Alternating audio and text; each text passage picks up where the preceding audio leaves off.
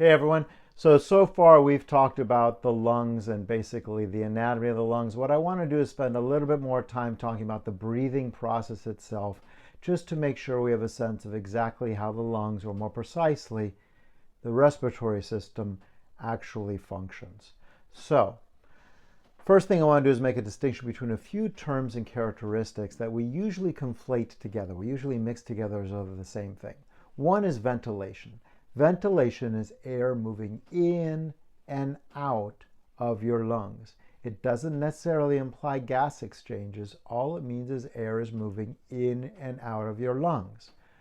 A different dynamic is respiration. Respiration entails gas exchange. Let me give you a sense of how these are different.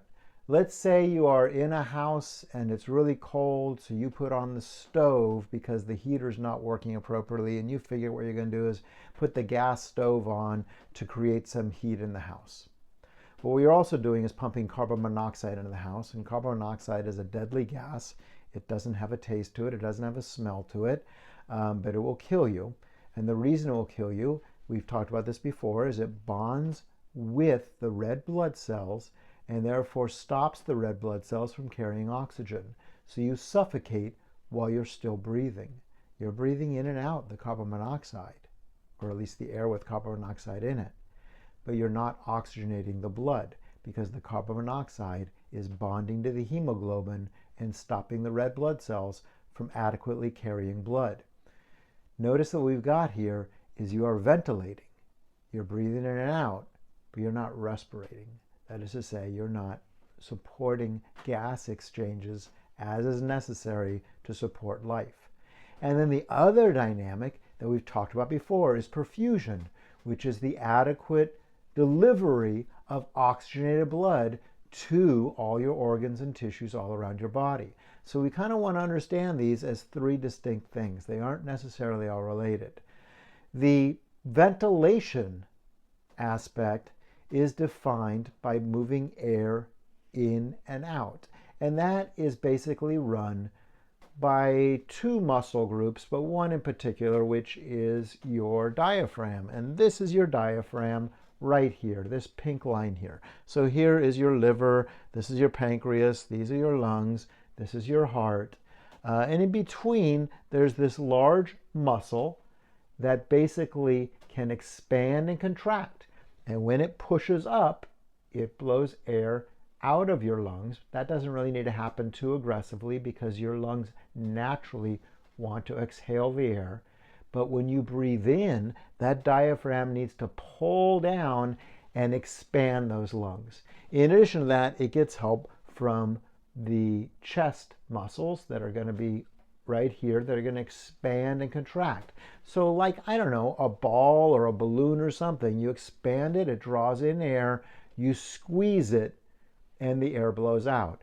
That's what's happening in your thoracic cavity. That's what we call this chest area here. And in fact, that diaphragm is the dividing line between your abdominal cavity, which is everything from the diaphragm down, and your thoracic cavity, which is everything from the diaphragm up. That is to say, your heart, your airway, your lungs, etc.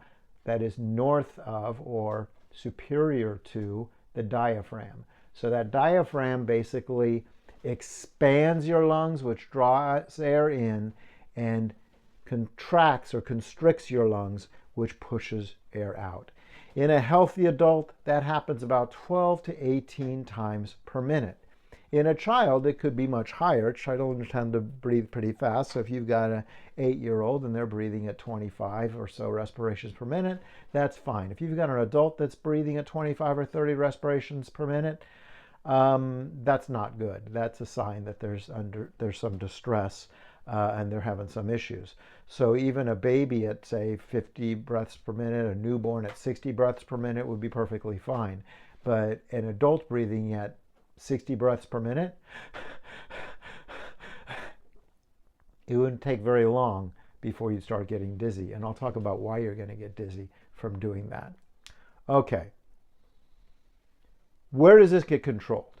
It gets controlled in the medulla oblongata. The medulla oblongata, as you can see from this image, is that bottom portion of the brain.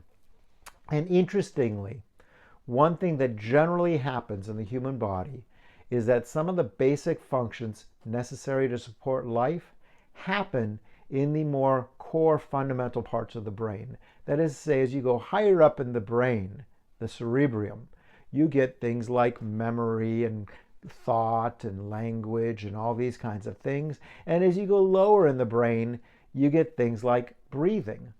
So that if you do have an injury to the brain will at least still control your reasonable breathing. And in particular, the respiratory center is focused around the pons. So this lower part of your brain, called the ventral respiratory group, is basically what is controlling the functioning of your brain, of your breathing. Now you might say, why do I need control of my breathing? Well, of course you need control of your breathing, right? Because your body is going to have to sense when you need more breathing, more oxygen, and more carbon dioxide to go away. And so it's going to increase your breathing, maybe by increasing the depth or by increasing the rates, more likely. And in addition, what's interesting about this is you also have the conscious control of your breathing. So unlike other parts of your body that are either consciously controlled or automatically controlled, this is one that has automaticity. That is to say, it has an automatic control based on your physiological needs, but then you can step in and override that control with your own manual control. The other thing that we want to talk about with a little bit more detail is the gas exchange. And I mentioned before that this happened through partial pressure. So let me take that apart a little bit. Partial pressure means that if you've got a container with 2 or 3 or 4 gases in it, each of those gases have a relative pressure. That is to say, if you've got a container that has nitrogen and oxygen in it, air, then there's going to be a partial pressure of nitrogen and a partial pressure of oxygen. If you then take that container and connect it to another container through a semi-permeable membrane, the oxygen and nitrogen are going to want to equalize the gradient. That is to say, if there's less relative oxygen on one side than on the other, oxygen will want to go through and equalize that. We call that a partial pressure gradient. In addition to that, there's also just hydrostatic pressure. Pressure itself is going to be greater on one side, and that's going to push air over to the other side. Both of these are at play, but especially partial pressure in your lungs. And I mentioned that what this means is, for example, in your alveoli, the air that you're breathing in, the partial pressure of oxygen is about 100 millimeters of mercury. Remember we talked about millimeters of mercury as a measure of pressure. That's how we measure blood pressure. Do you need to memorize that? No, I just want to give this to you as a comparison. In your red blood cells, after they deliver blood throughout your body, the partial pressure of oxygen is about 40 millimeters of mercury. Can you see? There's more partial pressure in the air than in the blood. And as a result of that, oxygen wants to move from the air to the blood. On the other hand, if we look at carbon dioxide, I think that the partial pressure of carbon dioxide in the air in general is about 40 millimeters of mercury. And the partial pressure of carbon dioxide in your blood after it's circulated through your body is about 45. In other words, the partial pressure of carbon dioxide is higher in your blood than in the air, so carbon dioxide moves to the air. Now, if you're paying attention to this, what you've noticed is, wow, the partial pressure difference of oxygen is way bigger than the partial pressure difference of carbon dioxide. The oxygen was 100 versus 40, and the carbon dioxide was 40 versus 45. So how does carbon dioxide get out as aggressively as oxygen get in to balance my respiration? Well, it happens because carbon dioxide is much more soluble. Carbon dioxide can flow through things and be dissolved in liquids much more readily than air. You already know that. You just didn't realize you know it. Because you at some point have, like, I don't know, bubbled air into a drinking straw as a kid, right? You're drinking lemonade. You blew air into it. It didn't make the lemonade fizzy. The air did not dissolve into the lemonade. But carbon dioxide that we put in Coke and whatever, 7-Up and whatever else, readily dissolves in liquid and readily comes out of the liquid with a large surface area. So this is one of the reasons the lungs need a really large surface area, and they have a really large surface area. In fact, the lungs have a surface area of about 70 to 100 square meters. That means your lungs have a surface area for the exchange of gas that's about the size of a tennis court. So why do we need that large surface area? We need that large surface area to provide for gas exchange. So carbon dioxide, for example, has a really high or a higher solubility than oxygen. You have probably experienced this. At some point, you blew into a straw into your lemonade as a little kid, and that did not make the lemonade fizzy, right? It didn't add dissolved oxygen in the lemonade. But we add dissolved carbon dioxide into drinks all the time. It's what makes Coke fizzy. It's what makes beer fizzy. It's what makes 7-Up fizzy, etc. So carbon dioxide dissolves readily into liquids in a way that oxygen doesn't.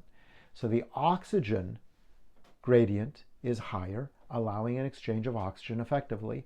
The carbon dioxide gradient is not as high, but the solubility of carbon dioxide is much higher, so it still allows for a gas exchange. But all of this requires a really large surface area. This is why we have a surface area the size of a tennis court in our lungs. And you know that surface area matters. Think about this as an example. Have you ever, I don't know, opened up a can of Coke or beer, maybe had a little bit of it and then forgot about it and just left it on the counter? And the next morning you ran across that can of Coke there on the counter and you decided to pour it out. You poured it out into the sink, and what happened? It fizzed up. Even though it had been open all night, been open for the past 12 hours or whatever, it still fizzed up in the sink. In other words, there was still a lot of dissolved carbon dioxide in that Coke.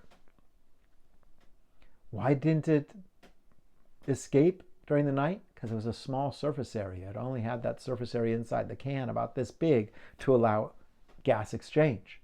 If you had taken that Coke and poured it all over the counter, or I don't know, into a cookie sheet or something like that, by the next day it would have been flat.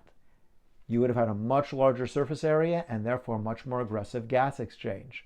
But with the small surface area inside the can for the Coke or the beer or whatever, you don't get adequate gas exchange, so it holds on to its carbon dioxide. This is why the lungs need that large surface area to allow for effective gas exchange. Okay.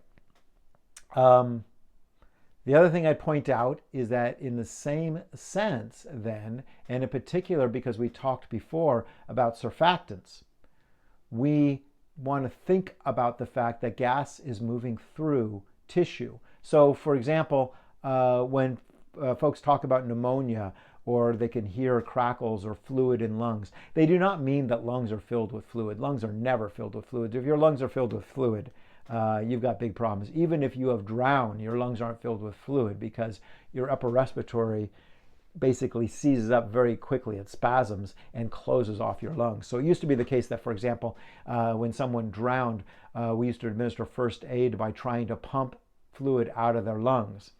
We figured out that actually that doesn't work and is completely unnecessary because there is very little fluid in the lungs, because that spasm of the upper respiratory system stops stops fluid from getting into the lungs. And if the lungs were filled with fluid, that person would be unrecoverable, because we might get lungs out of the bronchial tree to some degree, but we're not going to get water. We're going to get water out of the bronchial tree. We're not going to get water out of the alveoli.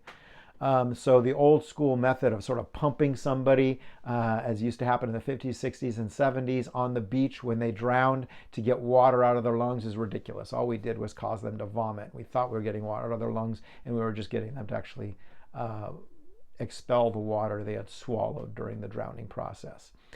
At the same token, if you've got, say, pneumonia or something else, what you really have is fluid buildup in tissue rather than in the lungs themselves. There's no fluid per se, liquid filling your lungs, your alveoli. What there is tissue that has more fluid maintained in it, right, in that extracellular space. Why is that a problem? You can imagine why that's a problem. We've got a thin layer of tissue that is dividing your circulatory system from incoming air. If that tissue gets thicker because now it is basically filled with fluid, then we've got more space between those two things, and we've got more fluid in between those two things. So gas exchange gets more difficult.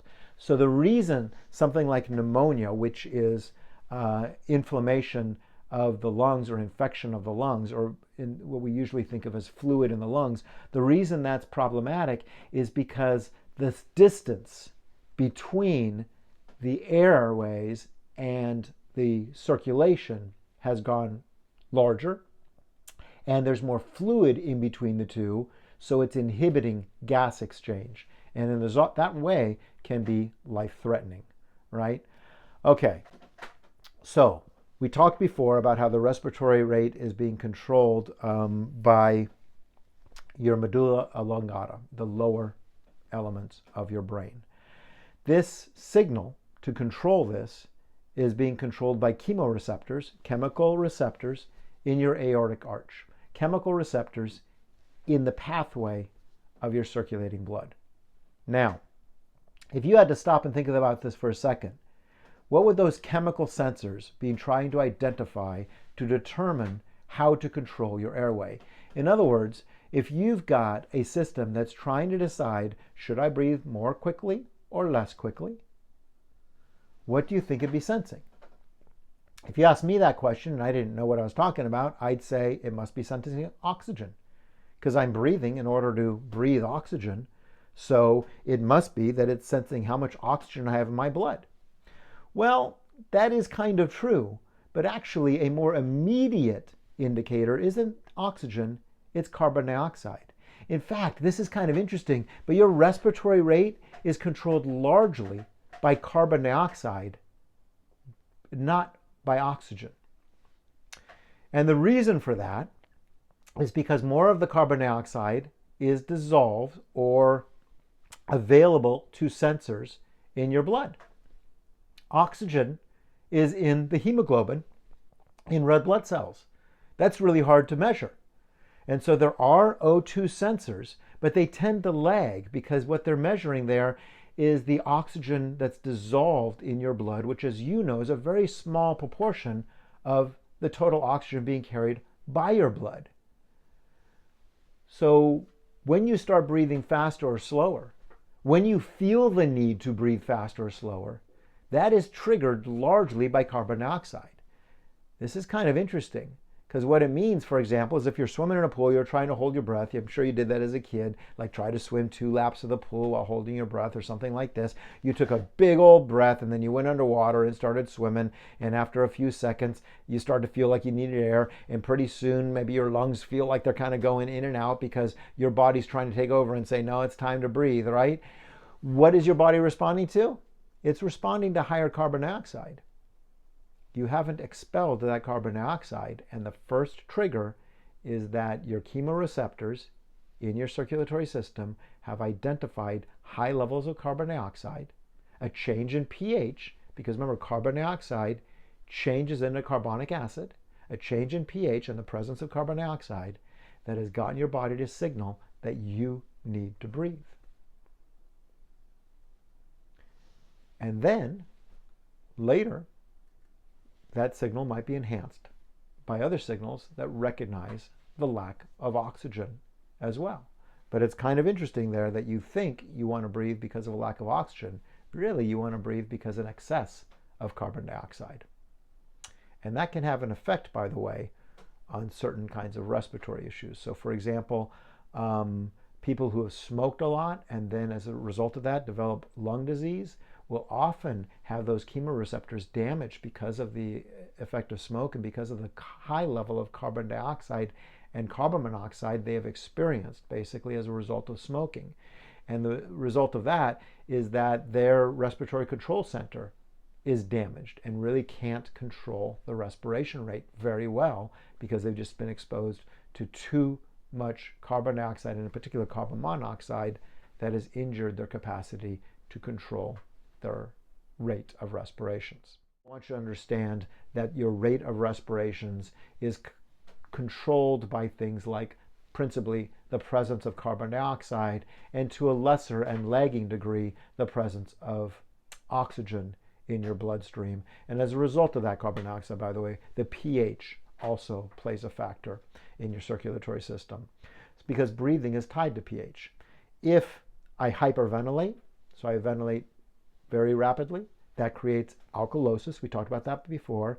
That is a high level of pH in my blood because I am getting rid of a lot of carbon dioxide. And so that carbon dioxide is not changing to carbonic acid and it's throwing my pH off.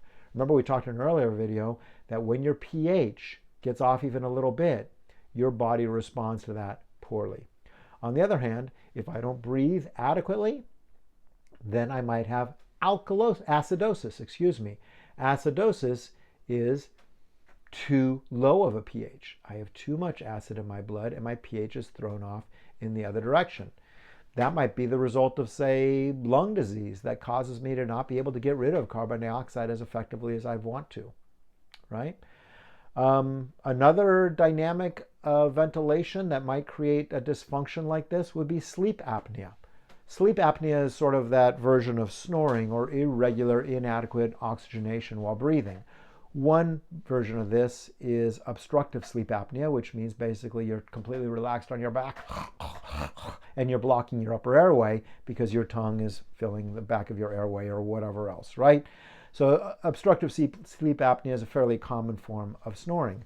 But another version of snoring or sleep apnea that occurs is when your body is not responding properly to rising carbon dioxide levels. So basically the carbon dioxide levels is not adequately stimulating your sensors and therefore causing you to breathe more fully. There are a lot of causes for this. I mean, it could be from a stroke with some brain injury. It could be congestive heart failure sometimes leads to this because it creates injury to your medulla oblongata, to that lower part of your brain or the upper part of your brain stem. But often it's idiopathic, which remember in medicine just means we don't know what the cause is. But there is the possibility there, and you should be aware of it, of central sleep apnea. Unlike obstructive sleep apnea, central sleep apnea means your respiratory control system is not functioning properly. So you are inadequately oxygenated when you're sleeping, which again could be the result of a brain injury, could be the result of a disease process, or could be the result of something we can't identify. Another interesting dynamic that might have come to mind for you already is what happens at altitude. Because at altitude, partial pressure of carbon dioxide and oxygen change a little bit. So if you are in New Jersey at sea level, you're used to a certain partial pressure of oxygen in the atmosphere and carbon dioxide in the atmosphere. And your respiratory system is as well. So you breathe in and out, and it is controlled and scaled by those chemoreceptors that manage your respiratory system. If you then fly to Denver or Nepal, you're at a much higher altitude. And now the partial pressures are different. And that can throw things off. In a week or so, you could acclimate and your body will adjust to those new partial pressures. But in the meantime, you're vulnerable to some injury because your body's not used to that partial pressure. And it's not just about lack of oxygen, it's just about your respiratory center being thrown and not able to adequately control in this new environment your respiration. The effects of this are typically, if it's modest, we call it altitude sickness. And the effects are things like headache, which is fairly uniform for this dynamic. Maybe some other issues too, like fatigue, etc. And by the way, if you ever do fly to Denver and you feel that kind of fatigue and you want to acclimate relatively quickly, go out for a walk. Don't exercise aggressively, but go out shopping or something like that. Do something, but something modest. One thing that people frequently do, and it just delays acclimation, is they sleep. And sleeping makes sense because you feel really fatigued. The problem is when you sleep, you slow down your respiration, so it slows down your acclimation and can make things even worse. A more serious version of altitude illness is high altitude cerebral edema or high altitude pulmonary edema, HACE and HAPE. And from the title of these, you know what they mean. In high altitude, pulmonary edema means your lungs carry excess fluid, which makes it difficult for you to breathe. High altitude cerebral edema means around your brain tissue, there's excess fluid, which makes it difficult to breathe. The dynamics of each of these is not entirely clear, though we can sort of imagine some of them, but the effect can be life-threatening. So, as just a life lesson, if you are traveling to some place that has a higher altitude, arrive before you plan on doing anything serious. So if you plan on a serious week-long or month-long hike through the Colorado Rockies, get there a couple of days early and allow your body to acclimate before you start doing that hike. And that way you won't suffer some of these issues. That's lesson number one. Lesson number two is if you do go to a place that's in high altitude and you start feeling a headache and other effects like fatigue, etc., then take it seriously because this can become life-threatening. Basic altitude sickness, or what's called acute mountain sickness sometimes, can degrade very quickly to cerebral or pulmonary edema. So take it seriously. And the only solution to this, by the way, is descent in altitude. So if you are in Denver and you're starting to feel some of these effects, the only solution when those effects get serious is to go down in altitude. Hop in your rental car and drive to a town at a lower altitude and allow yourself time to acclimate. In emergency situations, what we sometimes do is we put folks in a barometric or hyperbaric chamber. And in places that are at high altitude, they probably have these in their emergency rooms. And there are portable ones that are basically like heavy-duty bags where you can increase the pressure around somebody who is vulnerable in this way. Here's an image of a contemporary hyperbaric chamber. And then here is an image of one of those bags, the portable versions. What are these used for? You could have a tourist, as you could imagine, going to Nepal or going even to Colorado or the Rockies or some other place and finding themselves in a critical scenario where they start to exhibit pulmonary or cerebral edema, and they need to be lower in altitude, but quickly. So instead of actually driving them down to lower altitude, we lower them virtually by putting them in this tank and increasing the pressure around them, which is basically the same as bringing them back to New Jersey. We can also use these tanks for other sorts of things. So if somebody has, for example, carbon monoxide poisoning, we talked about that dynamic before. The carbon monoxide bonds with the hemoglobin much more effectively than oxygen. As a result of that, we can put them in a chamber like this to basically try to break some of that carbon dioxide, release it from the hemoglobin to allow oxygen to reattach to the hemoglobin. Maybe if somebody has a bacterial infection, off the top of my head here, we might use a chamber like this because certain bacteria that don't do well, don't like oxygen, might be affected well by putting somebody in a hyperbaric chamber. So you put somebody in a hyperbaric chamber with high oxygen content if they have a bacterial lung infection, and that could potentially help knock back that bacterial infection.